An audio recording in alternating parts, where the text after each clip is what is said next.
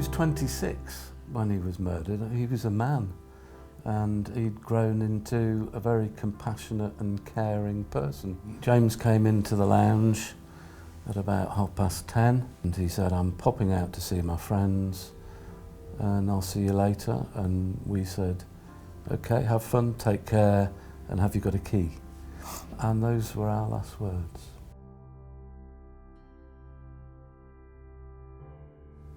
And at around midnight, Charlotte burst into our bedroom. We were fast asleep, and she was screaming that James had been stabbed. Well, that was just the beginning of the complete and utter disbelief. Yeah, I mean... That it could happen to James where we live, and we couldn't think of what reason there could possibly be for James having been stabbed.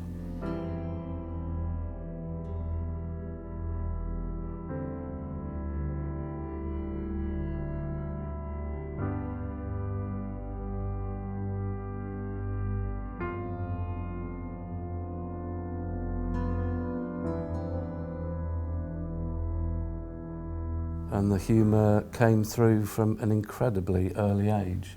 I reckon he was 9 months old at the most, when we had that moment in the kitchen. Feeding himself and then deciding that, do you know what, it'd be a good idea to put this bowl of Weetabix on top of my head, or was it spaghetti bolognese? Spaghetti bolognese, yeah. I'll just sort of see if it fits. And it did, and everything came over, and he thought that was amazing.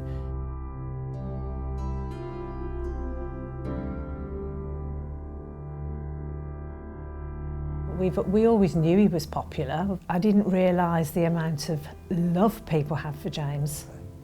And quite a few had said that they wouldn't be where they are today had it not been James helping them through their difficult times. So he was a special friend.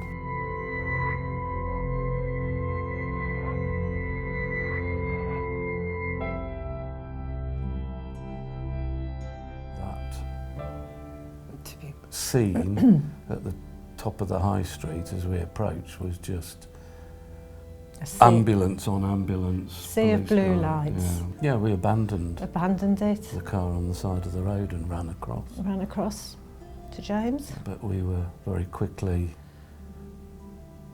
asked to move to one side because the paramedics were doing open heart surgery on James. So we stood just in shock, complete shock. Yeah, after what we'd just witnessed. For about an hour. And they worked on him constantly and then came and told us that he'd passed away.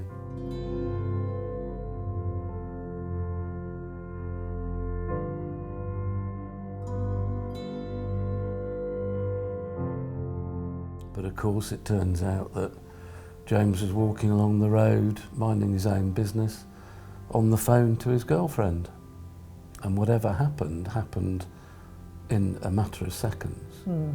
From the phone getting cut off to James collapsing on the high street 100 yards, 150 yards away within 34 seconds.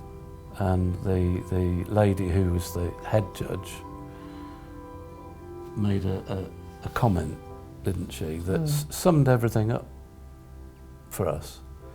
And she said, when James was walking down the road on, minding his own business on his phone, he posed no threat whatsoever to those brothers. He's lived in Aldridge all his life, and the route he was taking was a perfectly normal route for him to take from A to B to come home, and then 34 seconds from being on your way home to not getting home. Yeah, 100 to 150 yards from our front door.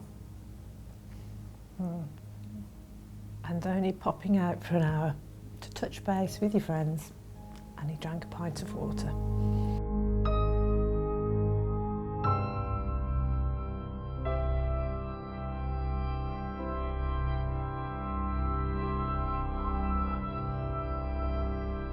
He would be completely beside himself if he saw the agony that we're Yeah, he absolutely experiencing would. on a day-to-day basis, he would be so upset.